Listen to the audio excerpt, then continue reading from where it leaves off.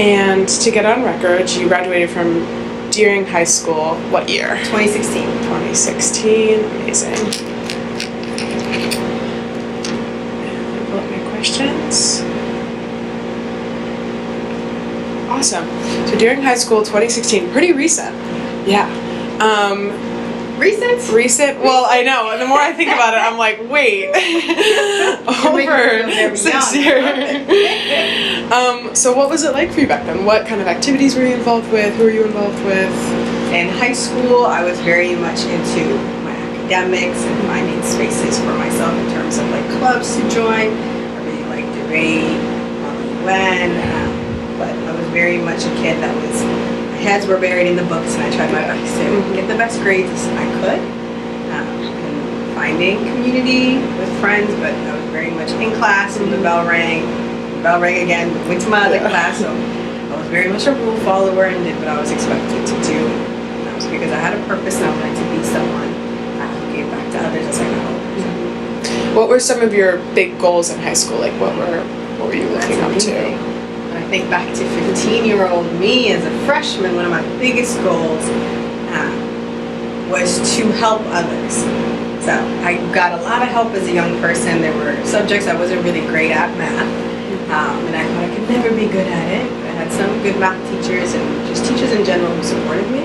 Dr. Ahmed, Kirsten Platt, who teaches still at Deering, Jessica Bean, who teaches here, and they made me see value and worth in myself, and so that's something I wanted to give to other people, is to help them, help my classmates and my peers if they were struggling with work, and just sit there with them to get it together. So it's really my biggest goal in high school.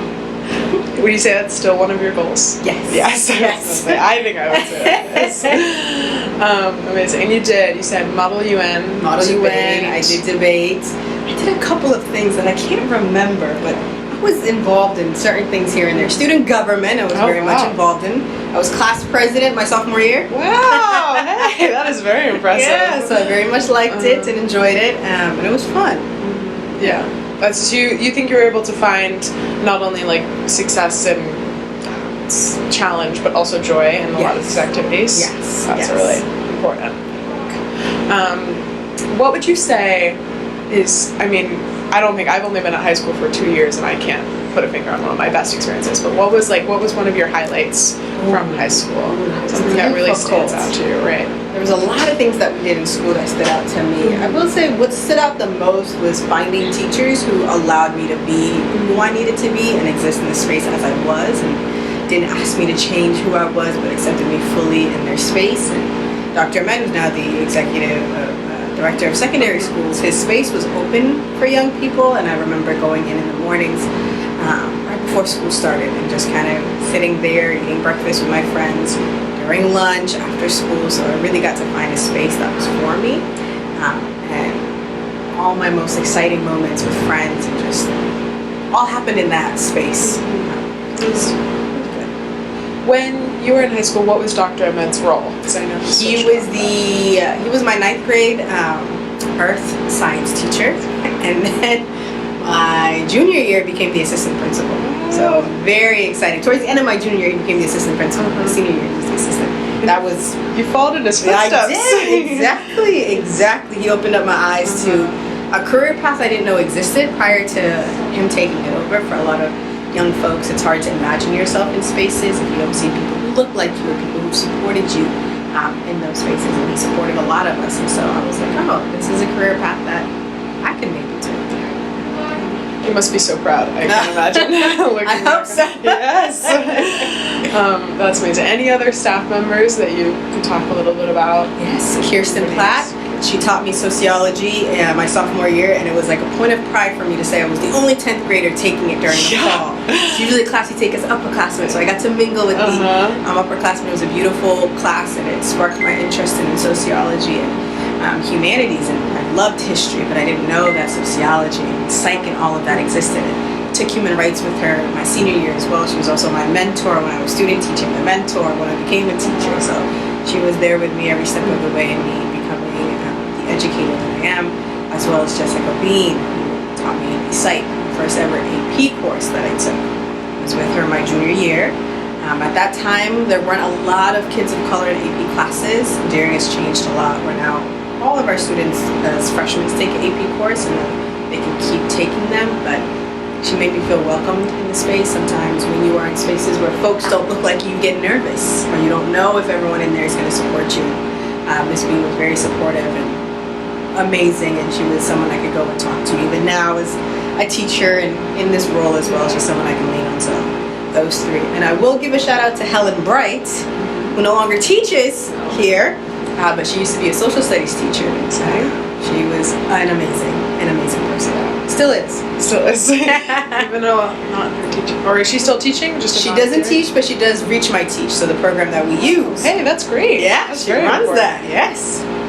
Getting lots of emails from Reach My Teach. Yes. That is amazing. And how's it been looking back on, so you've been a teacher before your role as an administrator. So as a teacher helping impact and support kids, how's it been looking back on the teachers who were impacted, like it being in their role, switching the roles? What has that experience been like? It's amazing when you get to, as a young person, you might see this right now where you see adults and you think they got it all figured out. How are they so amazing and they know everything? And then when you get in that role yourself, you start to see how much teachers really hold. So they show us the perfect, they show us the final product and they give it to us and they teach us. But prior to that, there's so much processes that go in it. Blood, sweat, tears, joy, sadness. They're nervous standing in front of y'all to give y'all. As a teacher, I was nervous when I had to stand in front of my kids. I don't like to be in front of people a lot. It's kind of ironic in this role as a teacher where you're in front of young people every day. So you get the final product. So as a young person, I was like, wow, my teachers know it all.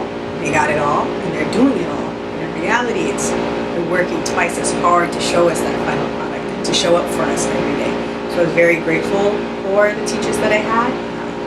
As I was in my student teaching, they were very frank with me and candid with me. I'm like, this is the work you got to put in to make sure your students feel comfortable and seen and heard and appreciated and valued and respected and learning in this space every day. So you've got to put in a lot so that they can get the most out of this. Yeah, wow. Just to think about how much teachers sacrifice to help and support. I've been the student rep on school board this past year, and I've gotten to see like all the behind the scenes processes, and I'm like, yeah, the amount these people do for us, and you're not grateful.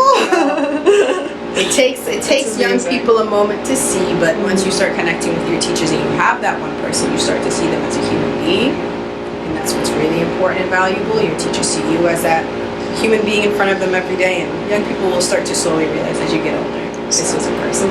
And it's amazing to watch young people, I would say, as a young person, I like to watch my peers begin to understand and have that teacher in their life. Which I think why representation within educators and administration is like so important, because otherwise people won't come to realize it. Amazing. Is there anything, so obviously lots of highlights, is there anything you wish was different back then? That like if you could go back and change, you would? That's a beautiful question. I think right now Deering does this beautifully, where students have affinity groups and spaces that connect to their identity and who they are, and they foster it, and they're empowered to speak up about things that are hurting them, and they have that connection with the school and the greater community to say, this is hurtful, this is painful, I'm feeling vulnerable about this, and then the response is, we're going to support you, we're going to care for you, and we're going to love you through this. What do you need from us? And as I was a young person coming into Deering, that was missing just a little bit. There weren't a lot of student groups, and a lot of the clubs weren't super reflective of the student body, and that has changed, and that is through the work that young folks like you have been doing, really pushing that envelope, finding your voice, using your voice, not just for yourself, but for everyone around you. It makes me very proud of the younger generation. You guys aren't thinking of just you and your needs, but you're thinking of the needs of those sitting next to you. What does my peer need? How are they going to feel included in this? And that was very much missing from when I was a student. Very much me, maybe you. You guys are all like you, maybe me. So I very much enjoy that. Beautifully said. Yeah, I know this past year especially, I mean, Deering has been like a role model for all the other schools in so many ways, but especially Deering's BSU has really helped inspire and aid and support Casco's BSU. And I like, even though like I just seeing it from afar, I'm like grateful for them to provide that kind of like footsteps to follow. Really is doing awesome in terms of what our young people are putting into this building, and we're going to support them. Absolutely. And that schools are made for young people. They're built to house you. They're built to nurture you. They're built to teach you.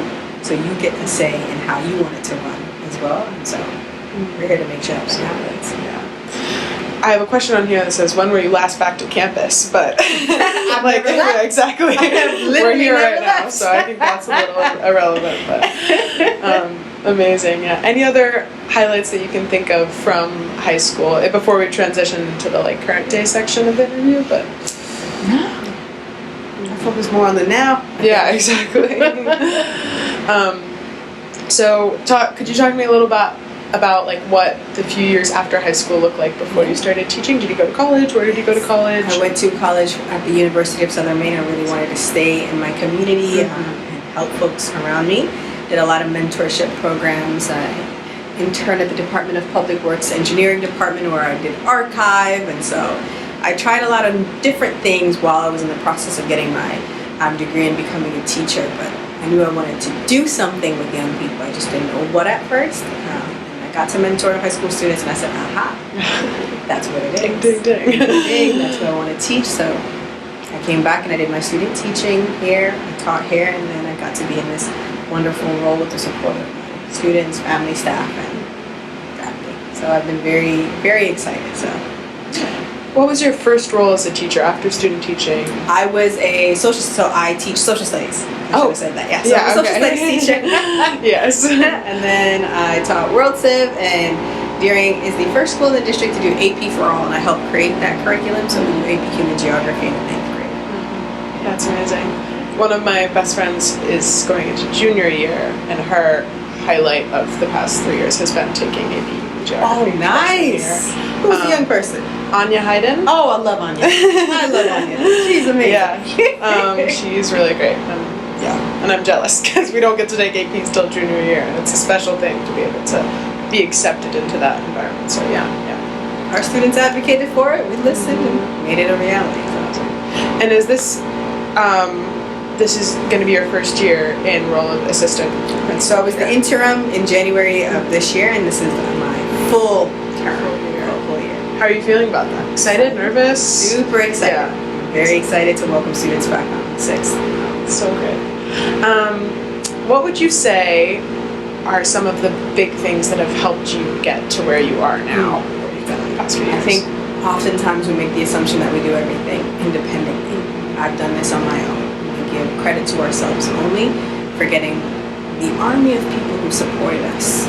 Whether it was just a shoulder to lean on or advice, but it's the support that I've gotten from folks like Dr. Ahmed and Kirsten Platt, or my teachers who really said, we believe in you, we value you, we support you, and Dr. Ahmed very much was like, and you'll do it, and I'll help you every step of the way.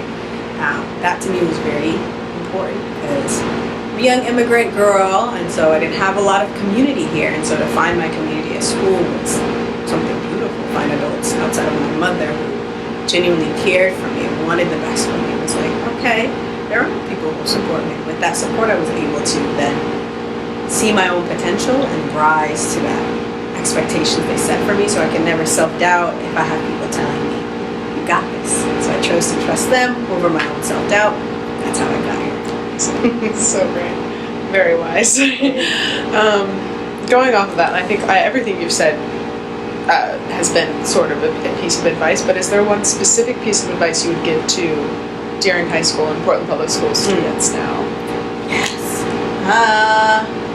This is always my thing, is to be in service to others, help others. So don't think just about yourself, but very much what can I do to inspire someone, to support someone, to be kind to someone, to be helpful, to be there. Community is super important for me, and Deering is a wonderful community, and a community can't exist if we don't see each other as part of that community entirely. All of us, whatever we bring to the table, and that includes our differences, our similarities, and recognizing that there's strength in that, and there's beauty in it, and that we learn from one another. So be in service to others, work with others, help others, do things for others that you hope someone would do for you. Absolutely. What is one thing that you have been really proud of? I'm going to say in the past year, but if you want to do in the past few years also, that's okay. Past year. Oh, this is, I think, a lot of things. I always tell my students I'm proud of so many actions that they do. Oh, one thing is very hard. I think for Deering, I think was the ability to create a large presence in terms of their BSU and the activities that they've put on for students. And they put on a wonderful culture. And they worked with all the other affinity groups, the JSU, the GSA, the ASU, Sisterhood, everyone. And they brought so many young people together. And they went out into the community, brought food in, contacted parents, asked them to cook, contacted students who had amazing talents that were hidden from their peers and said, can you come and perform? Can you come and do this? And cleaned up right after. I was very, very proud of that unity and that leadership. So special, yeah, absolutely. And how do you think, being a Deering High School alum, how is the connection between alumni? Does it exist for you? Because we've gotten different answers, like depending on kind of the generation of alumni, like what year they graduated and stuff like that. But are you connected to any alum? How are you connected? And how would you hope to be connected in the future? I think one thing about my generation, like on the younger end of the millennials, is we all have each other on social media, I guess, so you get to keep up with people and what they're doing. But there isn't anything super formal. A lot of us might still be in Portland, but most of us have like moved out and found community in other parts of the world, really. But the one thing I will say about Deering alum that I really enjoy is when they see that you're doing something, they support you in it, and we all like congratulate each other. And say, what have you been up to this? Congratulations, keep it up. Or I see you, I value what you've been doing, and I think that's a beautiful thing, even if you don't remember that we took PE together. Yeah.